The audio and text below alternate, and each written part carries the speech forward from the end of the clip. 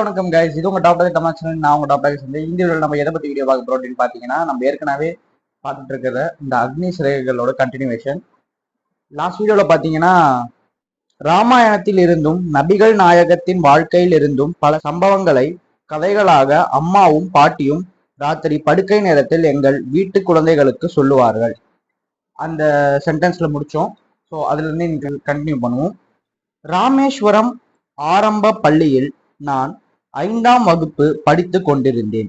என்னை முஸ்லிமாக அடையாளம் காட்டும் தொப்பியை போட்டுக்கொண்டுதான் எப்போதும் வகுப்புக்கு வருவேன். முதல் வரிசையில் ராமநாத சாஸ்திரிக்கு பக்கத்தில் தான் என்றுமே உட்கார்ந்திருப்பேன். அவன் பூநூலாலும் குடுமியுமாக இருப்பான். ஒரு நாள் புதிய ஆசிரியர் ஒருவர் எங்கள் வகுப்புக்கு வந்தார்.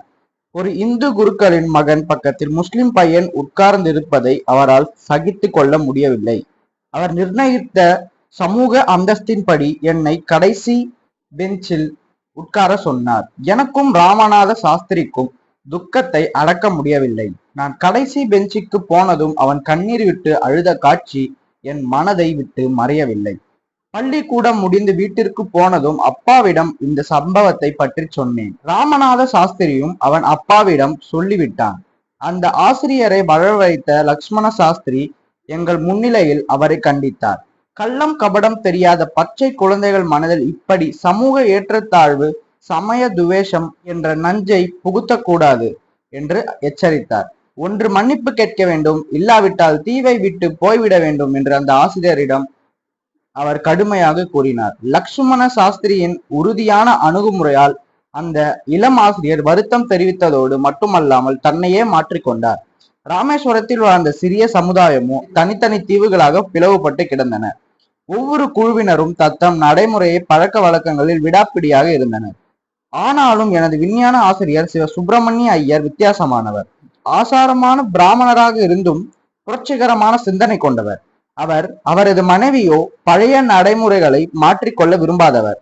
பலதரப்பட்ட பின்னணி கொண்ட மக்களும் இரண்டர கலந்து இணக்கமாக வாழ வேண்டும் என்பதற்காக சமூக தடைகளை தகர்ப்பதில் தீவிரமாக ஈடுபட்டார். சிவசுப்பிரமணிய ஐயர் என்னுடன் நீண்ட நேரம் செலவழிப்பார். பெரிய நகரங்களில் உள்ள மெத்த படித்தவர்களுக்கு சமமாக நீ உயர வேண்டும் கலாம் என்று பிரியமுடன் அவர் சொல்வார்.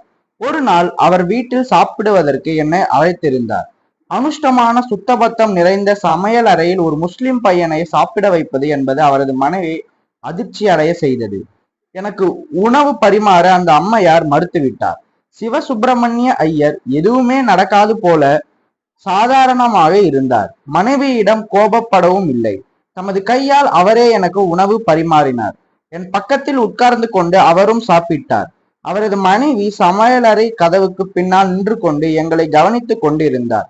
நான் சாதம் சாப்பிட்டது, தண்ணீர் குடித்தது அல்லது சாப்பிட்ட பிறகு தரையை சுத்தப்படுத்தியதில் எல்லாம் ஏதாவது வித்தியாசத்தை அவர் பார்த்திருப்பாரோ என்று நான் வியப்படைந்தேன். நான் அங்கிருந்து புறப்பட்ட போது அடுத்த வார கடைசியில் மறுபடியும் தம்மோடு சாப்பிட வருமாறு சுப்பிரமணிய ஐயர் என்னை அழைத்தார். நான் தயங்கினேன். இதை கவனித்த அவர் இதற்கெல்லாம் மனம் தளரக்கூடாது என்றார். இந்த அமைப்பு முறையை மாற்ற வேண்டும் என்று தீர்மானித்து விட்ட பிறகு இப்படிப்பட்ட பிரச்சனைகளை எல்லாம் எதிர்கொண்டாக வேண்டும் என்று சொன்னார். அடுத்த வாரம் அவர் வீட்டிற்கு சென்றபோது அவரின் மனைவியே என்னை சமையல் அறைக்கு கூட்டிச் சென்று தமது கையாலேயே அந்த அம்மையார் எனக்கு உணவு பரிமாறினார். 2ஆம் உலக யுத்தம் முடிவடைந்தது. இந்தியா சுதந்திரம் நிச்சயமாகிவிட்டது. தங்களுடைய சொந்த இந்தியாவை இந்தியர்களே நிர்மாணிப்பார்கள் என்று காந்திஜி அறைகூவல் விடுத்தார். தேசம் முழுவதிலும் இதுவரை காணாத அளவுக்கு நம்பிக்கை பொங்கியது. மாவட்ட தலைநகரமான ராமநாதபுரத்தில் போய் படிக்க விரும்பினேன். ராமேஸ்வரத்தில் இருந்து புறப்பட்டு செல்வதற்கு அப்பாவிடம் அனுமதி கேட்டேன். இதை பற்றி திட்டவட்டமாக யோசித்து முடிவுக்கு வந்திருப்பது போல அப்பா என்னிடம் சொன்னார். அபுல், முன்னேற்றம் காண்பதற்காக நீ இங்கிருந்து புறப்பட வேண்டியிருக்கும் என்பது எனக்கு தெரியும். ஒரு கூடு கூட இல்லாமல் தன்னந்தனியாக வானவெளியில் நாரை பறக்கவில்லையா? உன்னுடைய மகத்தான ஆசைகள் நிறைந்த இடத்தை அடைவதற்காக நீ பிறந்த இடத்தின் இயக்கத்தை உதறியே தீர வேண்டும். எங்களுடைய அன்போ அல்லது தேவைகளோ உன்னை கட்டுப்படுத்தி வைக்காது. தயக்கம் காட்டிய என் அம்மாவிடம் கலீல் கிப்ரானின் வார்த்தைகளை மேற்கோள் காட்டி ஆறுதல் சொன்னார். உங்களுடைய குழந்தைகள் எல்லாம் உங்களுடைய குழந்தைகள் அல்ல. தமக்காகவே ஏங்கிக் கொண்டு இருக்கும் வாழ்க்கையின் வாரிசுகள் அவர்கள். உங்கள் மூலமாக வந்தவர்கள் அவர்கள். ஆனால் உங்களுக்குள் இருந்து வரவில்லை. அவர்களிடம் நீங்கள் உங்களுடைய அன்பை வழங்கலாம், ஆனால் உங்களுடைய சிந்தனைகளை அல்ல. தங்களுக்கு என்ற சுய சிந்தனை கொண்டவர்கள் அவர்கள். என்னையும் என் 3 சகோதரர்களையும் மசூதிக்கு கூட்டிச் சென்ற அப்பா புனித குரானில் இருந்து அல் அக்பாதிஷா ஓதினார். ராமேஸ்வரம் ரயில் நிலையத்தில் என்னை ரயிலில் ஏற்றிய போது அப்பா என்னிடம் சொன்னது இதுதான்: உன்னுடைய உடலுக்கு இந்த தீவு இடமளித்திருக்கலாம், உன் ஆன்மாவுக்கு அல்ல. எதிர்காலம் என்ற வீடுதான் உன் ஆன்மாவின் வசிப்பிடம். ராமேஸ்வரத்தில் இருக்கும் நாங்கள் யாரும் அங்கு வர முடியாது. கனவில் கூட அது நடக்காது. கடவுள் என உனக்கு அருள் புரியட்டும் என்று என் செல்லமே. சம்சுதீனும் அகமது ஜலாலுதீனும் என்னுடன் ராமநாதபுரம் வந்து ஸ்வாட் உயர்நிலை பள்ளியில் சேர்ந்து விட்டார்கள். நான் தங்கியிருப்பதற்கான இடத்தையும் ஏற்பாடு செய்தார்கள். எனக்கோ புதிய சூழ்நிலை சரிப்பட்டு வரவில்லை.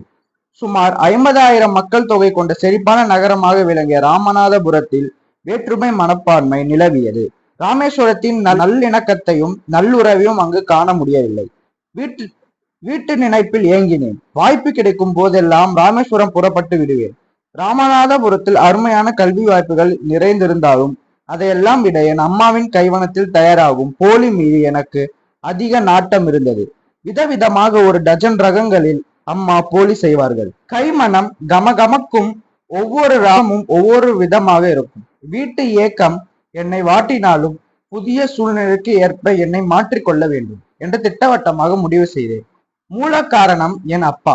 எனது வெற்றியில் அசாத்திய நம்பிக்கை அவருக்கு. நான் ஒரு கலெக்டராக உருவாகி கொண்டிருக்கிறேன் என்று கனவு கண்டு கொண்டிருந்தார் அப்பா. ராமேஸ்வரத்தில் நான் அனுபவித்த சௌகரியங்கள், பாதுகாப்பு உணர்வு, நெருக்கம் இத்தனையும் இழந்திருந்தாலும் கூட அப்பாவின் கனவை நனவாக்குவதை என் கடமையாக கருதினேன். நல்லதையே நினைத்து பார்க்கும் ஆக்கப்பூர்வமான சிந்தனையின் ஆற்றல் பற்றி என்னுடன் ஜலாலுதீன் பேசுவது வழக்கம். வீட்டு ஏக்கம் வந்தாலோ அல்லது விரக்தி அடைந்தாலோ அந்த வார்த்தைகளை நினைவுபடுத்திக் கொள்வேன். அவர் சொன்னபடியே என் எண்ணங்களையும் மனதையும் கட்டுப்படுத்தி என் தலைவிதியை எனக்கு சாதகமாக அமைத்துக் கொள்ள கடுமையாக முயற்சி செய்தேன். ஆனால் என் தலைவிதி என்னை மறுபடியும் ராமேஸ்வரம் கொண்டு வந்து சேர்க்கவில்லை என்பதுதான் வேடிக்கை. மாறாக என் குழந்தை பருவம் அரும்பிய பூமியிலிருந்து என்னை வெகு தூரத்திற்கு அது அழைத்து சென்றது.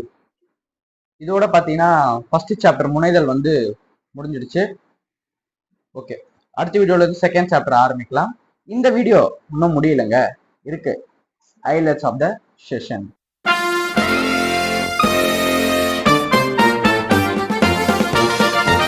இந்த வீடியோக்கான ஹைலைட்ஸ் என்னன்னு பாத்தீங்கன்னா, அப்துல் கலாம் அவர் முஸ்லீம்னு காட்டுற ஒரு அடையாளம் மாதிரி இருக்க அந்த ஒயிட் கலர் அந்த கேப்பை போட்டிருந்தாரு.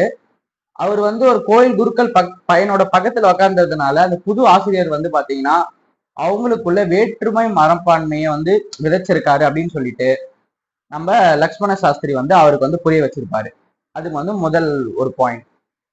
அடுத்து பாத்தீங்கன்னா, நம்ம ஒரு விஷயத்துல சாதிக்கணும் அப்படின்னா நம்ம இன்னொன்னு விஷயத்த சாக்ரிஃபைஸ் பண்ணி ஆகணும் அப்படின்றது அப்துல் கலாமோட வாழ்க்கையில நம்மளுக்கு தெரிய வருது. எப்படின்னு பாத்தீங்கன்னா, அவர் அவரோட எஜுகேஷன்ல பெருசா வரணும் அப்படின்றதுக்காக தன் சொந்த ஊர், தன் அன்பான அப்பா அம்மா எல்லாத்தையும் விட்டுட்டு அவர் சாக்ரிஃபைஸ் பண்ணிட்டு அவர் ஒரு இடத்துக்கு போயிட்டு அவர் படிக்க ஆரம்பிச்சிருக்காரு. இதெல்லாம் இன்னைக்கு வீடியோக்கான ஹைலைட்ஸா தெரிஞ்சிருக்கு. அடுத்த வீடியோல சந்திக்கலாம். இது போல நல்ல வீடியோஸ் உங்களுக்கு வேணும் அப்படின்னா இந்த வீடியோ லைக் பண்ணிட்டு சேனல் சப்ஸ்கிரைப் பண்ணி வச்சுக்கோங்க. பக்கத்துல இருக்க பெல் பட்டனையும் பிரஸ் பண்ணிடுங்க. அடுத்த வீடியோல சந்திக்கலாம். Bye guys.